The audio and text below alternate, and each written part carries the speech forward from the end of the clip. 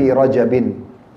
Wahai orang-orang yang belum puas-puasnya membuat dosa di bulan Rajab, hatta asa rabbahu fi syahri sya'bani, sampai dia masih berbuat dosa pada Tuhannya pun pada bulan Sya'ban. Laqad adhallaka syahrus shawmi ba'dahuma. Ketahuilah telah datang kepadamu sekarang bulan puasa setelah keduanya, setelah Rajab dan Sya'ban. Fala tusayyirhu aidan syahra isyani, maka jangan pernah engkau mengisi Ramadanmu dengan pembangkangan dan dosa-dosa. Watlul Qur'ana wasabbi fihi mujtahida. Rutinlah baca Al-Quran di dalam Ramadan atau di bulan Ramadan itu, dan perbanyaklah berzikir dan bertasbih. Fa innahu syahru tasbihin wa Qur'ani. Karena sungguhnya dia adalah bulan untuk bertasbih, berzikir, dan juga bulan untuk Al-Quran.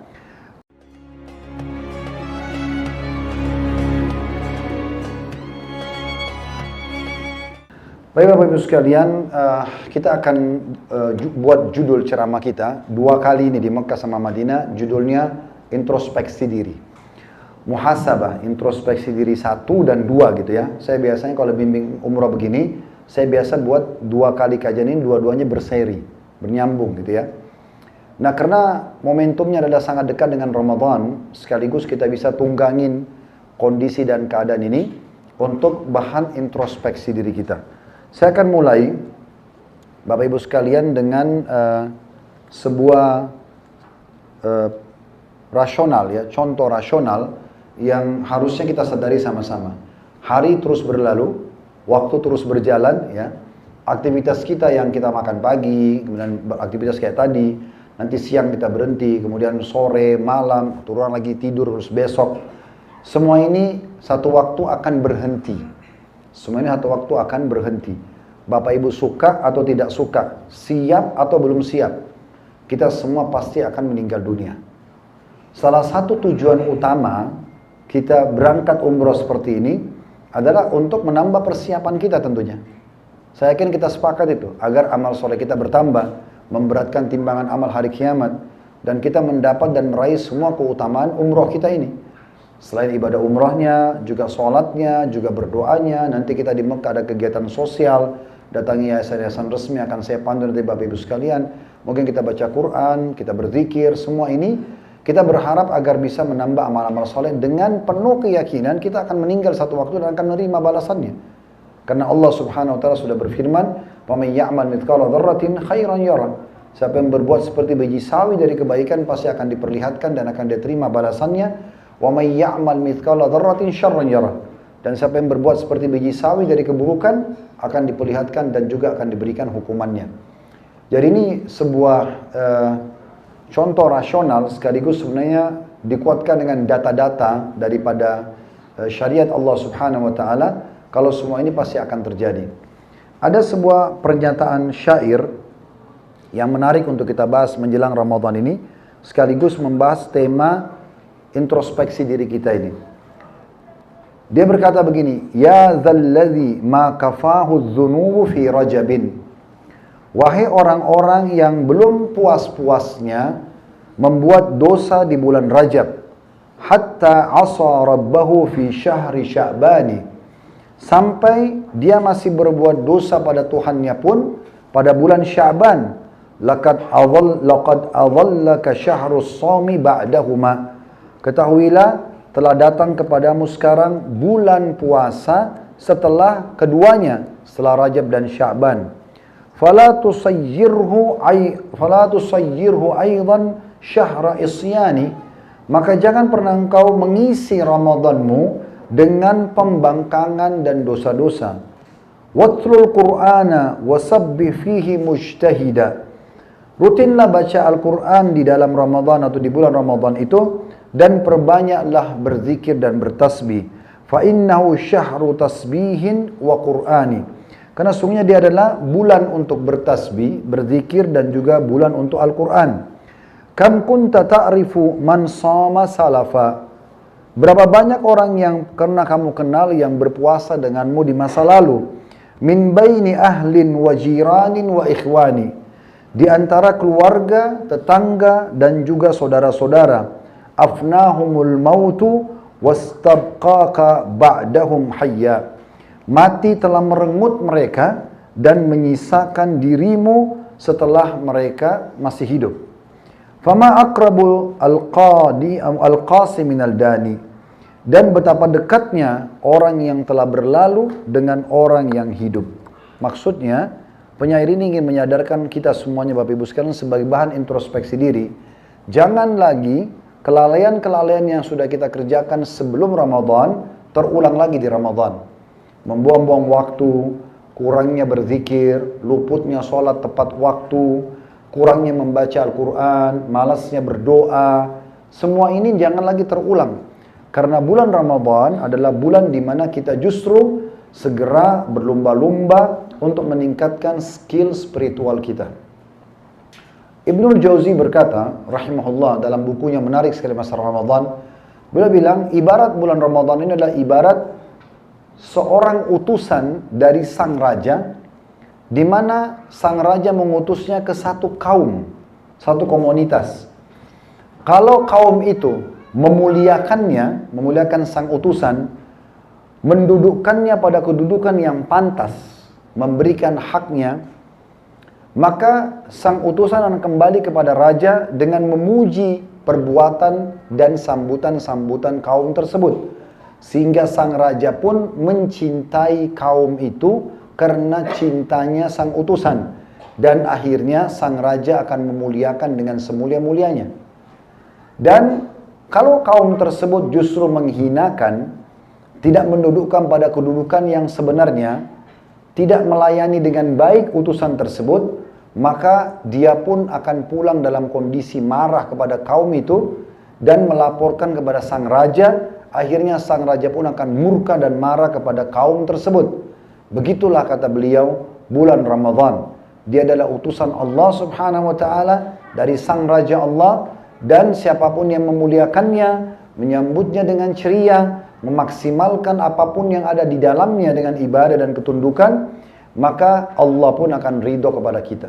Lalu kata beliau, wahai orang-orang yang terus saja dengan kelalaiannya tidak mau menyadari bahwasanya telah datang kepadanya bulan yang penuh pengampunan, dan dia juga akan mendapatkan balasan yang terbaik dari Raja yang maha mengadili, maka ya, merasa rugilah kalau menyia-nyiakan semua itu. Dan seterusnya dari perkataan-perkataan menarik yang beliau sampaikan.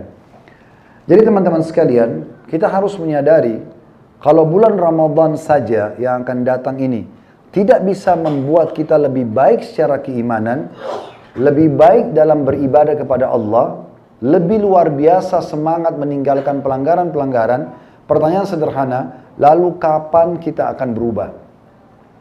Kalau semua orang muslim sedang sibuk berpuasa di siang harinya dengan menahan hawa nafsu mereka dan pelanggaran-pelanggaran agama, bahkan ada yang semangat sekali, mereka mengisi waktunya dengan hal-hal yang mahal, yang mereka tahu akan mereka terima balasannya, maksudnya ibadah-ibadah, maka kita akan rugi kalau kita betul-betul tidak mengisi dengan hal-hal yang baik, tidak mengikuti orang-orang yang patuh dan baik.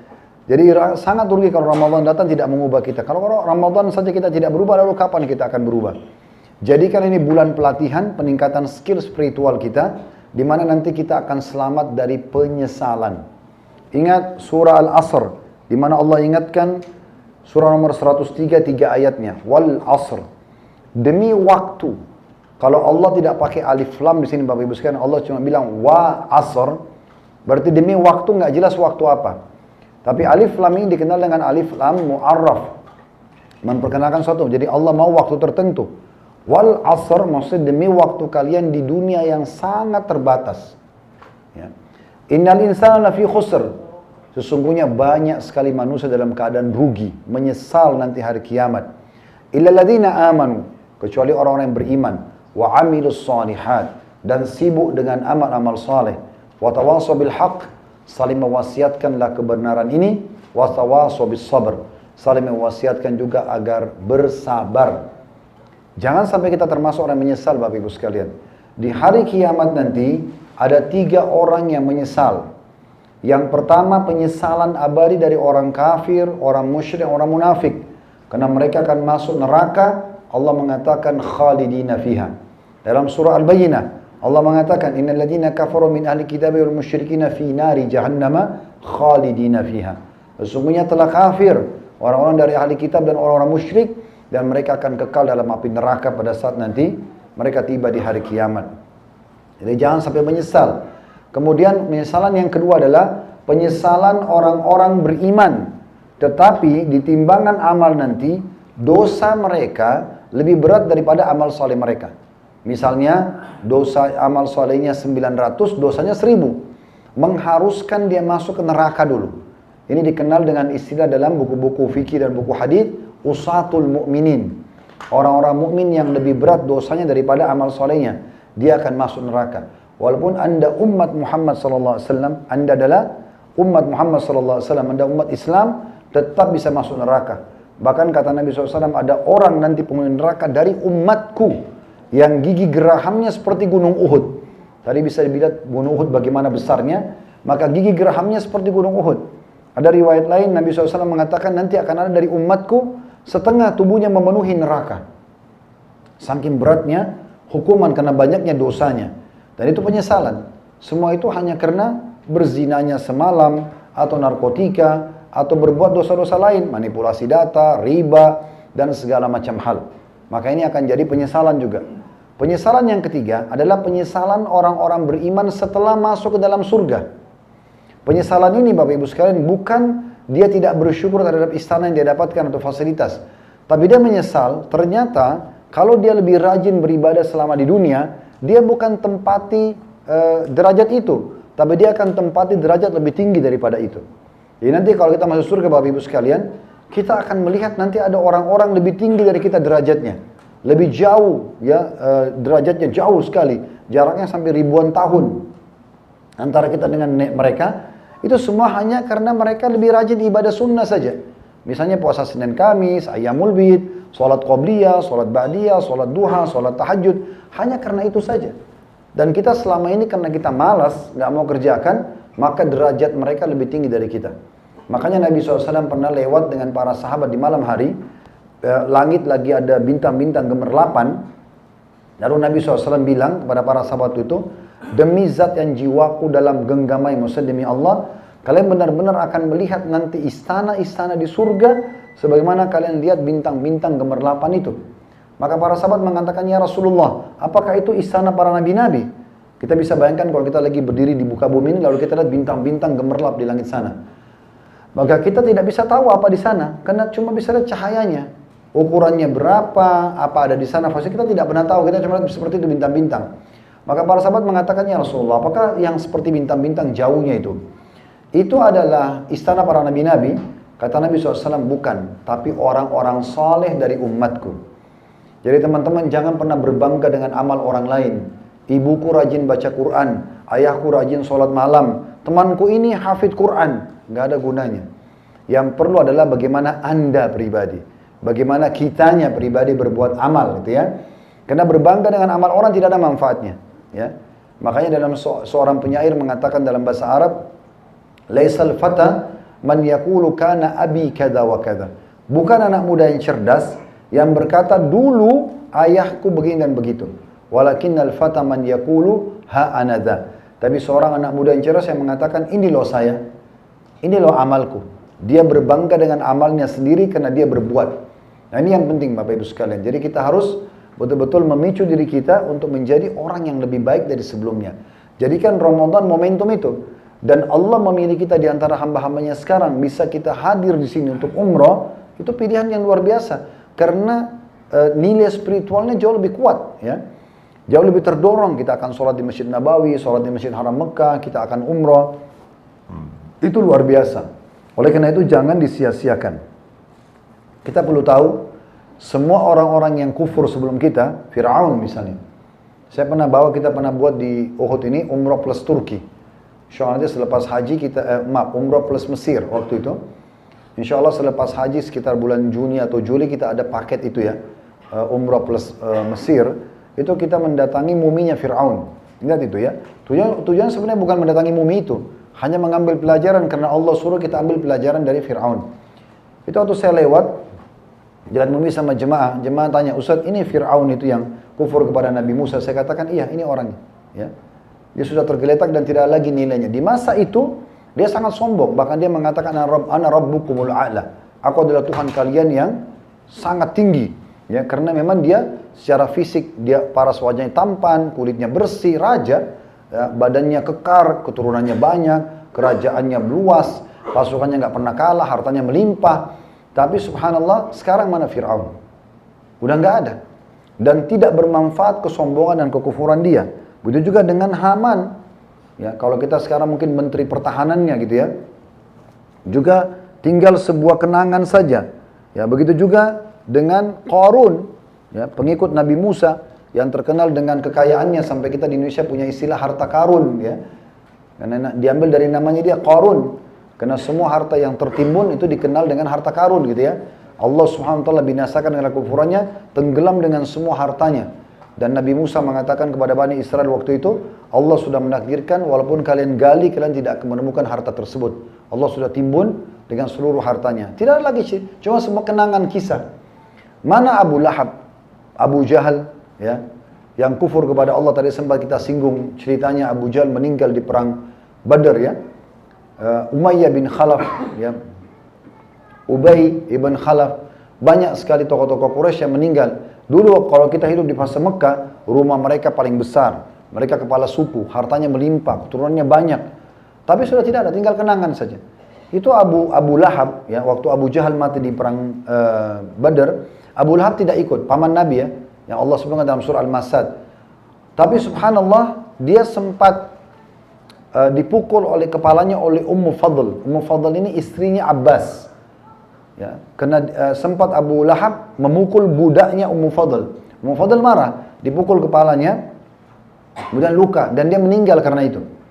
Setelah perang Badar langsung, itu waktu meninggal badannya membengkak, membusuk, sampai anaknya pun tidak ada yang berani kuburkan dia. Cuma dilempar pakai batu dari jarak jauh. Habis semua ceritanya. Padahal Abu Lahab itu terkenal sekali orang yang sangat tampan di Mekah. Ya, sampai seorang sahabat mengatakan, saya pernah digebukin oleh Quraisy, lalu saya melihat tidak sengaja seseorang yang sangat tampan dan berwibawa. Wajah paras, wajahnya menarik, kulitnya putih, badannya bersih, bajunya wangi, rapi. Setelah saya panggil dia, wahai Tuan, tolong saya. Ternyata dia adalah Abu Lahab, dia makin menyiksaku, gitu kan?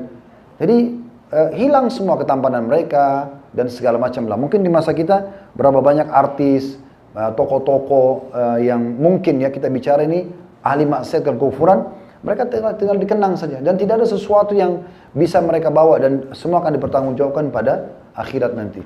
Sementara kita lihat sendiri dari satu sisi bagaimana Nabi Musa alaihissalam dan Nabi Harun diselamatkan oleh Allah Subhanahu wa taala. Namanya mulia, walaupun pada saat itu sempat Fir'aun berusaha menyiksa mereka, tapi akhirnya Allah selamatkan dan dikenang sampai sekarang dan juga sampai di akhirat nanti. Bagaimana Nabi Musa dan Harun alaihissalatu wassalam adalah manusia mulia dan dapat jaminan surga. Di dunia mereka berkuasa, di akhirat mereka diberikan kedudukan.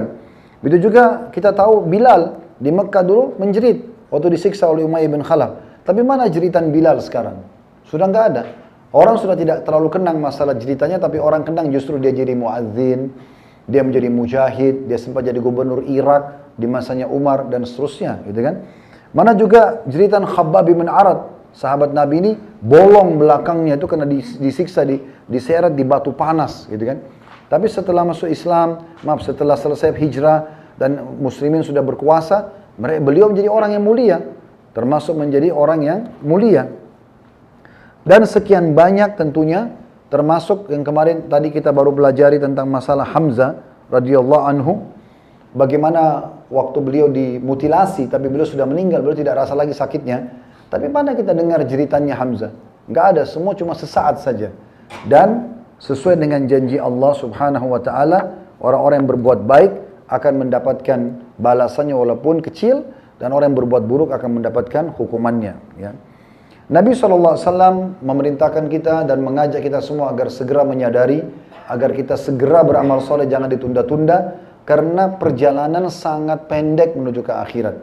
Sebentar sekali kita hidup, Dan sebagaimana Bapak Ibu tidur, kita biasakan tiap hari tidur tuh. Kata Nabi SAW, an-naumu akhul maut. Tidur itu saudaranya kematian. Jadi sebenarnya kita nanti kalau mati, Bapak Ibu sekalian, persis kalau kita tidur. Bagaimana kita tidur, kita berusaha ke ranjang kita segera tidur karena ngantuk. Nah begitu kalau kita mati nanti. Kita tidur, ya tiba-tiba sudah nggak bangun. Atau kita bangun, kita tinggal lihat orang-orang sedang mengurus jenazah kita. Ya. Dan selesai, pada saat itu tidak bisa lagi kita berbuat apa-apa. Tergantung amal soleh apa yang sudah kita buat, itu saja yang kita terima. Dan dosa yang tidak sempat kita taubat, itu akan dapat hukumannya. Maka sadarlah sebelum terlambat. Jadikan momentum Ramadan, momentum justru segera kita menutupi kekurangan-kekurangan kita sempurnakan yang selama ini kurang, dan kita bertobat dari dosa-dosa kita. Ya. Nabi SAW menyebutkan dalam sebuah hadis bagi orang yang mau menangkap pesan ini, kata Nabi SAW, man khafa adlaj. Siapa yang takut nanti di akhirat tidak masuk surga, atau masuk neraka, atau amal solehnya kurang, atau dosanya belum dimaafkan, maka dia segera berjalan di malam hari. Waman adlaja balagal manzil. Dan siapa yang jalan di malam hari, buru-buru menyelamatkan dirinya di akhirat, maka pasti dia akan sampai ke tujuan. Ala inna sil'atallahi ghaliyah. Ketahuilah, barang dagangan Allah balasannya sangat mahal. Ala inna sil'atallahil jannah. Ketahuilah, barang dagangannya Allah adalah surga. Kita dengan begini Bapak Ibu sekalian, keluarkan harta sedikit, kita pergi umroh, kita sholat, sama. Ya, semua ibadah juga kalau kita pulang ke Indonesia, kita jaga sholat kita, tutup aurat, perhatikan yang diperintahkan, jauh yang dilarang. Ini sebentar. Pada saat kita wafat Bapak Ibu sekalian, kita baru sadari betapa besar manfaatnya. Dan betul-betul kita sadar waktu itu kalau amal-amal yang kita kerjakan tidak ada bandingannya dengan surga yang akan Allah SWT balas. Bapak Ibu tahu kan ayat-ayat Al-Quran tentang surga selalu Allah ikuti dengan kata-kata khalidina fiha. Benar gak? Nah, khalidina fiha artinya kekal selamanya. Ini ada dua maknanya. Makna yang pertama adalah Bapak Ibu akan mendapatkan fasilitas di surga sekali kita milikin abadi milik kita. Misal kita dapat istana di surga Naim, surga Firdaus misalnya, ya. Maka kita akan mendapatkan kepemilikan itu abadi. Kalau di dunia kan sementara. Rumah, mobil, semua yang Bapak Ibu miliki ini atas nama Bapak Ibu cuma sampai kita meninggal. Meninggal jadi warisan dan diperjualbelikan, dimiliki oleh orang lain nanti. Tapi di surga sekali kita dapatin, kita akan kekal selamanya. Ini kenikmatan. Makanya kata Nabi SAW, orang yang masuk surga tidak akan rusak bajunya, tidak akan habis masa mudanya. Karena dalam riwayat dikatakan sekali masuk surga umurnya akan dibangkitkan 33 tahun, tidak lebih sehari, tidak kurang sehari. Tidak ada lapar, tidak ada haus. Ahli surga akan makan bukan karena lapar, minum bukan karena haus. Ini manfaatnya besar ya. Karena orang kalau lagi tidak lapar, maka dia akan menikmati makanannya. Orang kalau tidak haus, dia akan memilih minuman yang terenak yang dia bisa nikmati supaya ya bisa sesuai dengan keinginan dia karena dia lagi tidak haus gitu ya. Tidak ada lagi tidur, tidak ada ngantuk, tidak ada sakit, tidak ada lagi penyakit. Kata Nabi SAW, tidak ada meludah, tidak ada beringus, ya, dan tidak ada buang air besar, tidak ada buang air kecil. Tidak ada lagi WC di sana, ya. Lalu kata Nabi SAW, makanan dan minuman yang dikonsumsi oleh ahli surga yang tidak dibutuhkan oleh tubuhnya itu akan dikeluarkan dalam bentuk keringat, yang keringat itu lebih wangi dari kasturi. Dalam hadis yang lain, orang yang meninggal bayi atau meninggal sudah sangat tua, misalnya umur 100 tahun, 120 tahun, akan dibangkitkan dengan umur 33 tahun. Jadi kalau misalnya Bapak Ibu punya anak kecil meninggal, selama sudah lewat dari 4 bulan di rahim ibu, maka berarti sudah ada ruhnya, itu akan kita ketemu 33 tahun. Nenek kakek kita yang meninggal 120 tahun akan ketemu 33 tahun. Tidak akan lebih, tidak akan bertambah sehari. Ini memang kehidupan yang abadi di surga. Abadi selamanya. Fasilitasnya dan keadaan kita juga abadi. Masa mudanya tidak akan habis. Dan kata Nabi SAW, ahli surga akan masuk surga dengan keperawakan ayah mereka Adam 60 siku ke langit. 27,5 meter. Ya. Dan tidak akan berkurang lagi. Ya, seperti itulah kurang lebih ahli surga, ahli neraka. Tapi kita kembali, dan kata Nabi SAW, dan keperawakan mereka, dan paras mereka seperti Yusuf, dan hati mereka seperti Ayub. Semuanya kenikmatan abadi. Itu akan didapatkan hanya dengan patuh saja. Tinggal tunggu sampai ajal kita datang gitu kan. Dan betapa ruginya orang-orang yang justru terus dengan pelanggarannya sehingga pada saat datang kematian baru menyesal ya. baru menyesal tapi penyesalan tidak ada manfaat lagi buat dia. Oleh karena itu sebelum datang waktu penyesalan, jangan disia-siakan Bapak Ibu sekalian. Coba renungi ayat-ayat ini ya, supaya kita sadar bagaimana Allah mengingatkan kita jangan nanti menyesal di akhir hidup kita. Dimulai dari surah Al-Fajr, surah nomor 89 ayat 24. Kalau mau buka aplikasi Al-Quran bisa ya. Saya akan coba sebutkan beberapa ayat ke depan ini. Tolong dilihat supaya baca terjemahnya juga ya. Surah Al-Fajr, surah nomor 89 ayat 24.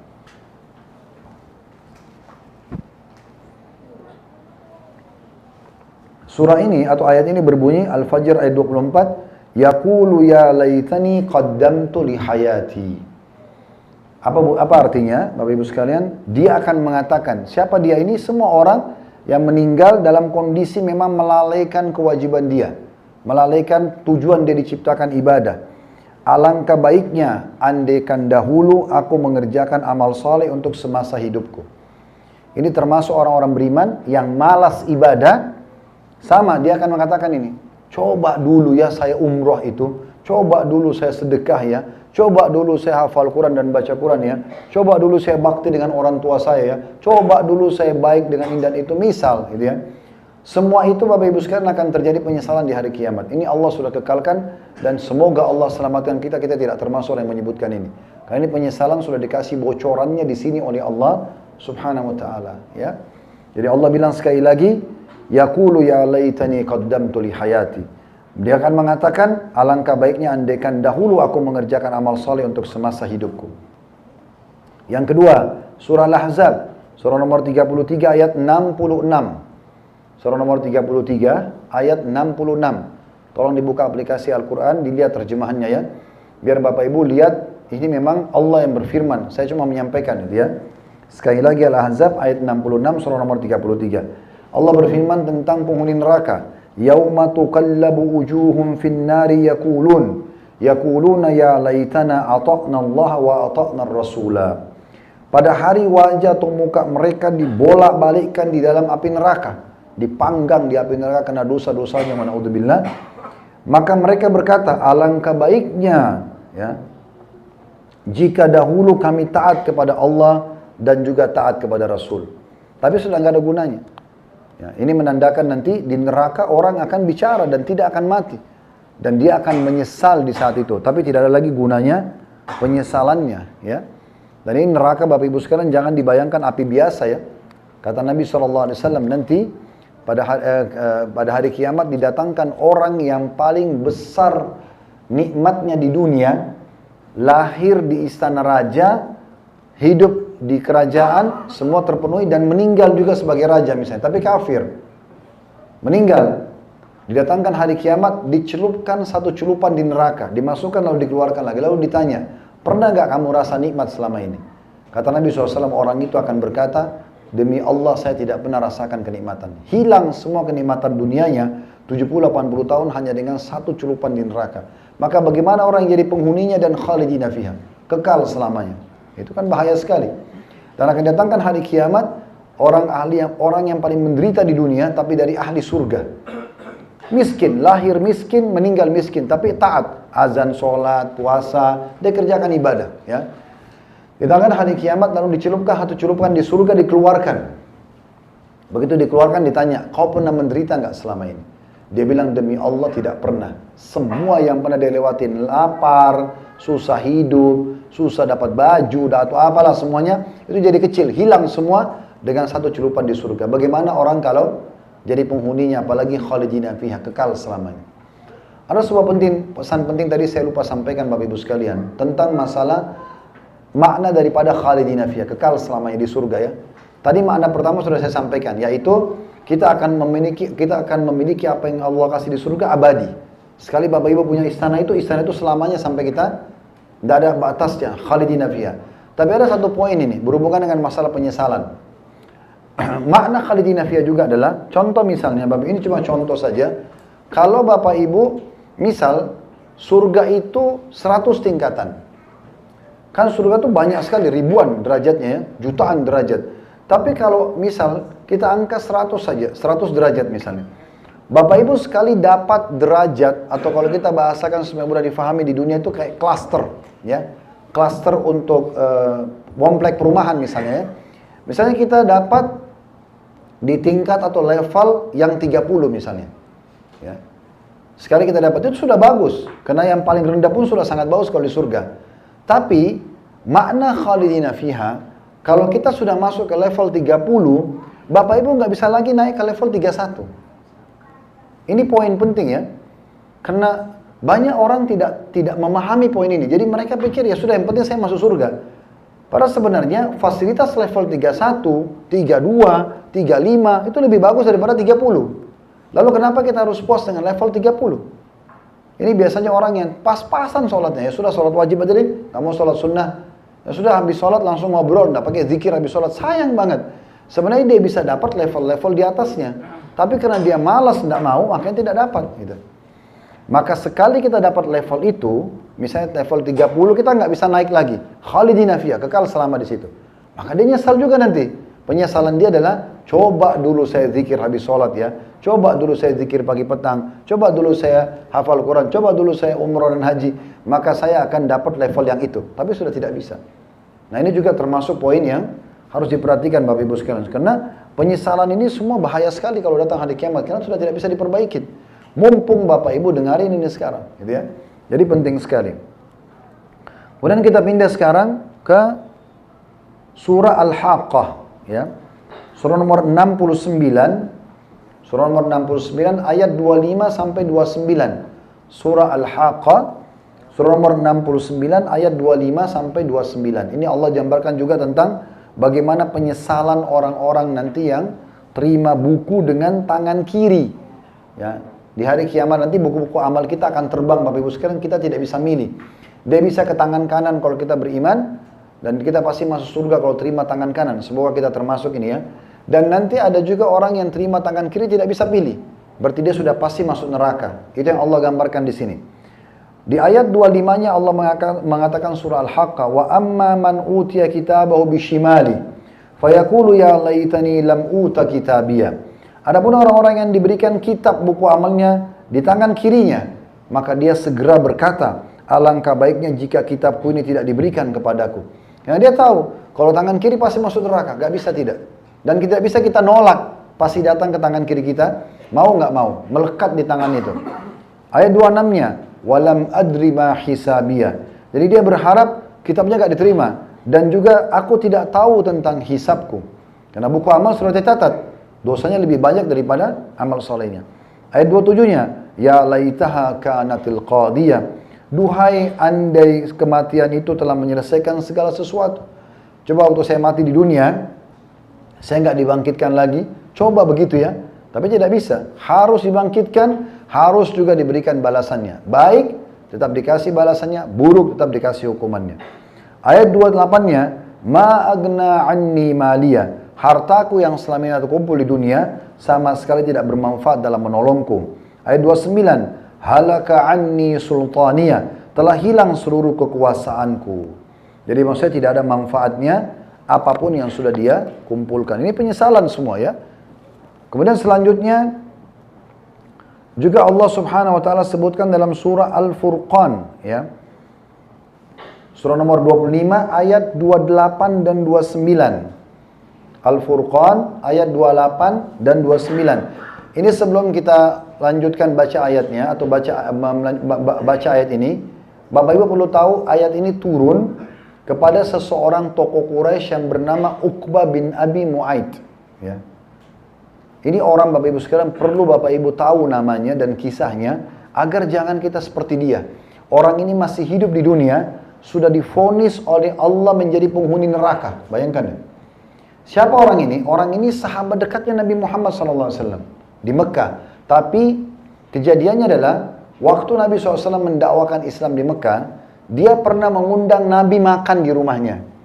Lalu Nabi SAW mengatakan, wahai Uqbah, karena Nabi ingin dia masuk Islam, saya tidak mau makan makananmu sampai kau masuk Islam. Uqbah sempat bilang, hai Muhammad, ini undangan, tidak usahlah ajak saya begitu. Kata Nabi SAW, tidak, saya ingin kamu masuk Islam, baru saya makan. Maka Uqbah masuk Islam, syahadat dia masuk Islam.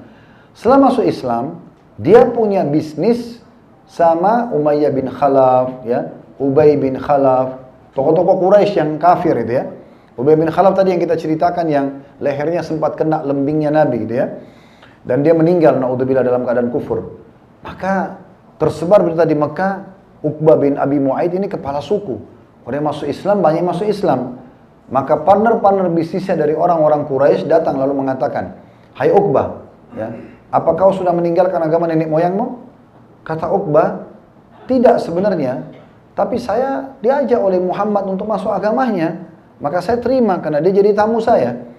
Maka dia diancam, dikatakan, kalau kau tidak meninggalkan agama Muhammad, maka putus semua persahabatan dan bisnis kita. Karena dia takut kehilangan dunianya, maka dia mengatakan, tidak, saya akan meninggalkan agama Muhammad. Kata partner bisnisnya, ya, kalau seandainya kamu tidak tinggalkan agama Muhammad, hilang semua ini. Tidak cukup sampai situ, kamu harus temui Muhammad, ya, dan kamu nyatakan di depan umum tempat tawaf, ya, di tempat tawaf secara umum. Akhirnya dia datangi Nabi Muhammad SAW di tempat tawaf, ya, dan dia menyatakan itu. Dia menyatakan kepada Nabi SAW, "Hai Muhammad, sesungguhnya saya, ya, masuk agamamu karena kamu memaksaku. Karena kamu memaksaku masuk, ya, ke agamamu, maka saya nyatakan sekarang keluar dari agamamu." Dan partner bisnisnya bilang, tidak cukup, kamu harus ludahi muka Muhammad. Maka dia pun meludahi muka Nabi Muhammad SAW. Subhanallah, di saat itu Jibril datang dan membawa, ya, firman Allah SWT surah Al-Furqan ayat 28 dan 29 tadi.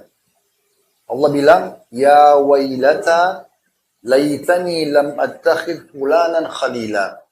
Coba seandainya aku dulu tidak menjadikan fulan sebagai kekasihku atau sahabatku. Maksudnya partner bisnisnya dari orang kafir, ya. Laqad adallani 'anil dzikri ba'da idja'ani. Sesungguhnya dia telah menyesatkanku dari Al-Qur'an setelah datang kepadaku. Wa kana asyaitanu lil insani khadula. Dan syaitan adalah penipu atau pengkhianat yang nyata bagi manusia. Jadi ayat ini turun kepada Uqbah bin Abi Mu'aid, masih hidup, sudah divonis dia akan menjadi ahli neraka. Kemudian ayat yang lain disebutkan dalam surah Al-An'am, surah nomor 6 ayat 27. Surah nomor 6 ayat 27. Allah juga berfirman tentang ahli neraka. Mereka akan bilang ini, Al-An'am surah nomor 6 ayat 27, "Ya laitana nuraddu wa la nukadziba bi ayati rabbina wa nakuna minal mu'minin." Andai saja kami diberikan kesempatan kembali lagi ke dunia dan tidak mendustakan ayat-ayat Tuhan kami serta menjadi orang-orang yang beriman. Mereka bilang itu, tapi setelah masuk neraka, nggak ada gunanya lagi. Sudah tidak ada gunanya. Kelebihan kita, Bapak Ibu sekalian, orang Muslim, kita sudah diberikan bocoran yang sangat banyak, ya. Jadi kita tahu manusia dari mana asalnya, Nabi Adam. Nabi Adam bagaimana proses penciptaan, bagaimana masuk surga, bagaimana waktu Allah perintahkan malaikat sujud dan iblis tidak mau sujud, bagaimana diturunkan di bumi, lalu anak keturunannya, ada yang nabi-nabi, ada yang beriman dan ada yang kufur.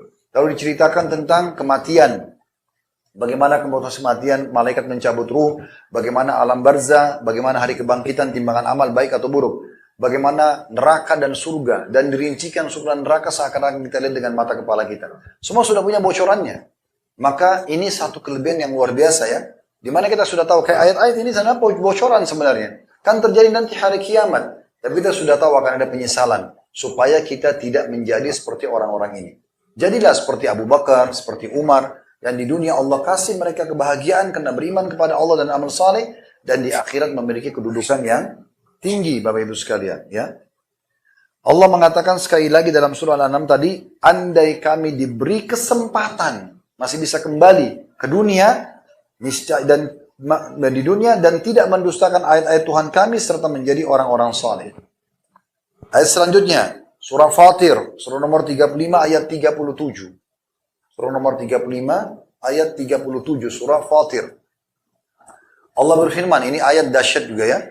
Awalam nu'ammirkum ma yatadzakkaru fihi man tadzakkara wa ja'akumun nadhir Fadhuku fama lidh-dhalimina min nasir. Bukankah kami telah memberikan kepada kalian umur yang cukup untuk berfikir bagi orang yang mau berfikir, dan telah datang kepada kalian peringatan-peringatan, ya. Maka rasakanlah, ya, siksaan, ya, dan orang-orang zalim tidak ada keselamatan baginya. Tolong digarisbawahi ayat Bapak Ibu sekalian, potongan ayat waja'akumun nadhir, dan telah datang kepada kalian pemberi peringatan atau peringatan-peringatan. Kata Imam Qurtubi rahimahullah, ulama berbeda pendapat tentang makna pemberi peringatan. Ada yang mengatakan bahwasanya tanda-tanda matinya seseorang dan dekatnya kembali kepada Allah, kenanya penyakit demam. Jadi walaupun kita masih bayi atau masih kecil, pernah demam, berarti itu tanda-tanda kematiannya. Tapi kita tidak tahu demam keberapa yang kita akan mati. Coba lihat kalau kita lagi sakit, biasanya diukur suhu badannya kan? Kenapa demamnya yang diukur? Itu subhanallah sistem yang Allah sudah buat, ya. Jadi kalau suhu naik badan itu, sebenarnya tanda-tanda kematian. Dan siapa di antara kita yang belum pernah demam? Pendapat yang kedua mengatakan, kata Imam Qurtubi, adalah munculnya uban, bertanda-tanda kematian. Pendapat yang ketiga mengatakan, lahirnya keturunan, adanya anak-anak kita. Dulu waktu kita masih bayi atau kecil, itu adalah tanda-tanda kematian orang tua kita. Sekarang kita munculnya anak kita, tanda-tanda kematian kita. Dan begitu seterusnya. Itu tanda kematian adalah hilangnya orang-orang yang pernah kita kenal, meninggal. Orang tua, kerabat, tetangga, siapa yang kita pernah kenal. Pasti semua kita pernah tahu orang dan kemudian meninggal dunia. Maka semua itu tanda-tanda kematian. Semua tanda-tanda kematian. Maka harus hati-hati sekali. Jangan sampai kita menyesal. Selanjutnya, juga Allah SWT ingatkan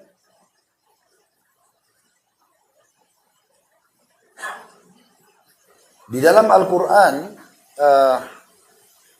subhanallah di tulisan ini saya lupa tulis surahnya ya, surah apa. Tapi dia di ayat 36 sama 37. Saya juga tidak ingat dia berada di surah nomor berapa ya. Tapi yang jelas Bapak Ibu sekalian, coba dicek Al-Mu'minun 103 sampai 111 ya. Tapi ini kemungkinan besar bukan di surah itu. Baik, mohon maaf saya tidak sebutkan surahnya dulu, tapi di ayat 36 sampai 37 karena saya juga lupa cantumkan nama surahnya. Tapi di ayat 36-nya bunyinya begini, "Walladzina kafaru lahum naru jahannam la yuqda 'alaihim fayamutu wa la yukhaffafu 'anhum min 'adzabiha kadzalika najzi kulla kafur." Bagi orang-orang kafir neraka jahanam, bagi orang-orang kafir neraka jahanam. Mereka tidak dibinasakan sehingga mereka mati di dalamnya dan tidak pula diringankan bagi mereka siksaannya. Demikianlah kami membalas setiap orang yang sangat kafir. Jadi orang kafir kalau masuk neraka Bapak Ibu sekalian disiksa tapi tidak mati. Ya, kita bisa bayangkan ya kalau ada maling mencuri di pinggir jalan, digebukin oleh massa, kalau sudah mati pasti saya yakin ditinggalkan karena orang tahu kalau orang mati nggak rasa sakit lagi. Di neraka itu orang dipanggang, dipukul, disiksa, hancur badannya. Tapi tidak mati-mati. Allah utuhkan lagi. Disiksa lagi. Dan proses pengutuhan badan itu sudah sakit. Disiksa lagi juga sudah sangat sakit. Begitu terus. Bagaimana kalau orang kafir yang khalidina fiyah, kekal selamanya. Ayat 37 Allah mengatakan, وَهُمْ يَسْتَرِخُونَ فِيهَا. Lalu mereka berteriak-teriak dalam neraka jahanam itu. Rabbana akhrijna minha. Rabbana akhrijna na'mal salihan ghaira ladzi kunna na'mal. Wahai Tuhan kami, seraya berteriak di neraka, mereka mengatakan, tolong keluarkan kami dari neraka ini agar kami beramal saleh selain dari yang dulu kami kerjakan. Lalu Allah mengatakan, awalam nu'ammirkum ma yatadhakkaru fi man tadhakkar wa ja'akum an-nadhir fadhuku fama lidh-dhalimin min nasir. Oh ini berarti sama dengan ayat sebelumnya ya. Jadi dia ada di dalam surah Fatir, tadi itu surah Fatir tapi mundur satu ayat. 36 ya.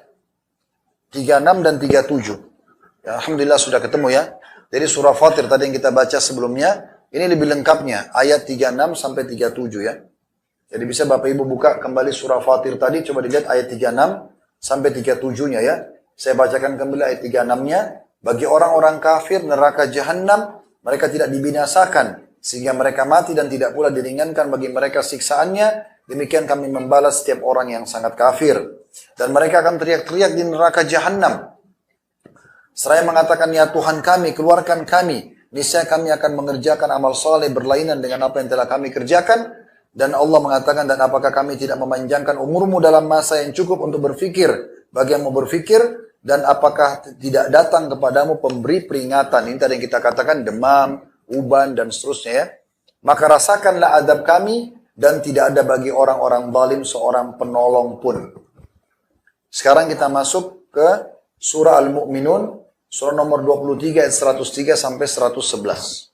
Ini juga termasuk ayat-ayat penyesalan ya.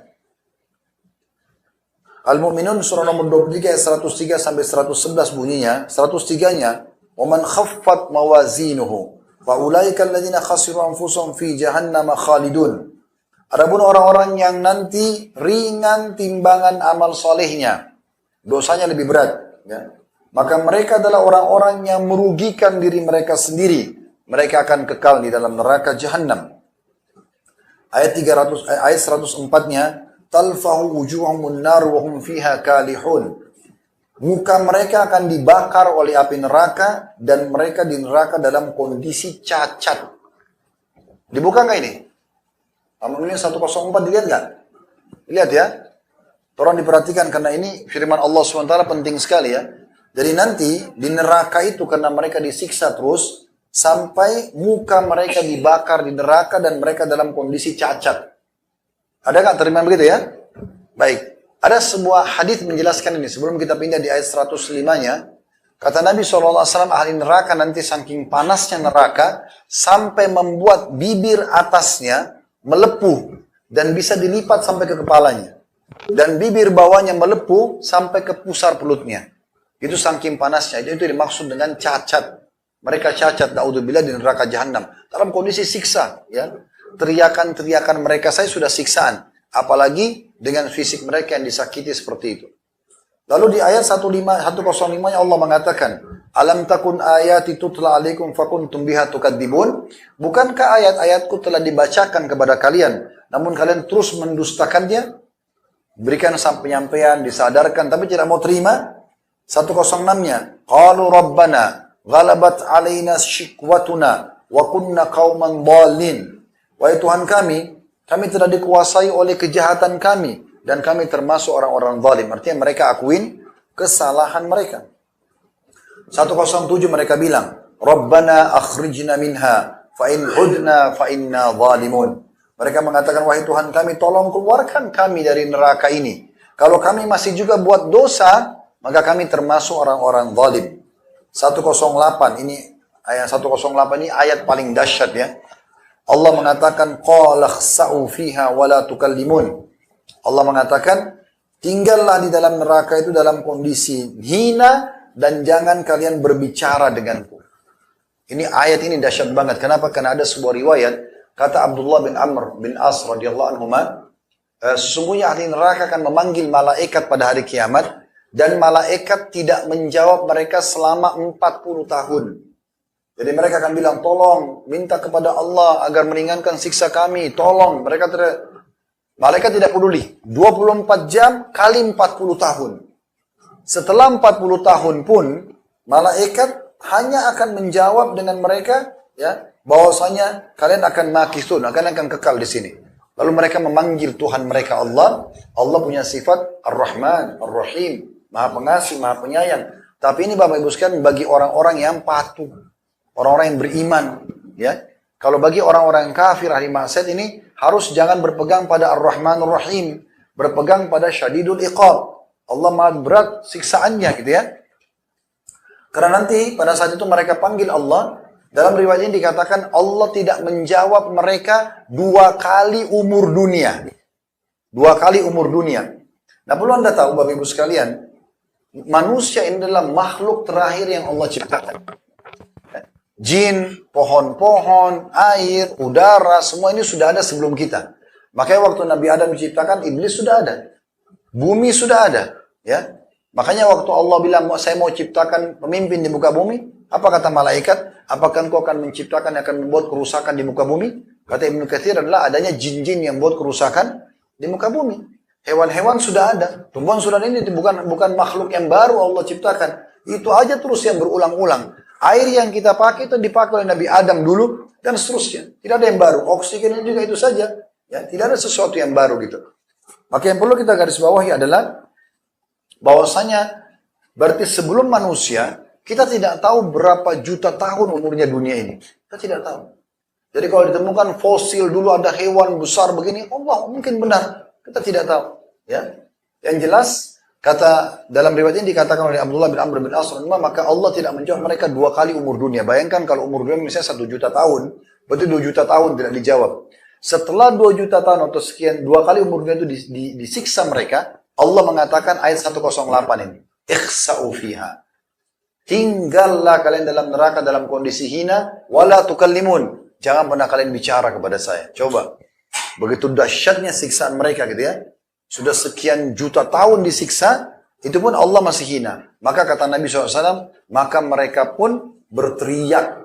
Ya, teriakan mereka seperti keledai yang sedang kesakitan. Merintih pada saat menarik, dan merintih juga pada saat menghembuskan nafas. Dalam riwayat lain, kata Nabi SAW, ahli neraka akan menangis, ya, akan menangis yang membuat kalau kapal mau didaungkan di atas air mata mereka, maka bisa didaungkan. Ya, karena penyesalan mereka. Di ayat 109-nya, kan tadi saya bilang sampai 111 ya.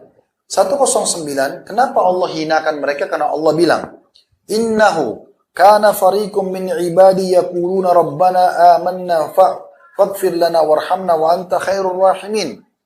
Fattakhadtumuhum sikhriyan hatta ansawkum dzikri wa kuntum minhum tadhakun. Kata Allah SWT, bahwasanya ada sekelompok dari hamba-hambaku, orang-orang beriman berkata pada saat itu di dunia, ya Tuhan kami telah beriman, maka tolong maafkan kesalahan-kesalahan kami dan kasihanilah kami karena Engkau adalah sebaik-baik atau sebaik-baik Maha Pengasih, ya, atau yang mengasihi. Maka kalian wahai orang-orang kafir menjadikan hamba-hambaku yang beriman itu sebagai bahan olokan sampai kalian pun lupa untuk mengingatku dan kalian suka menertawakan orang-orang beriman itu. Ayat 111 Allah memuji orang-orang beriman, semua kita termasuk ya.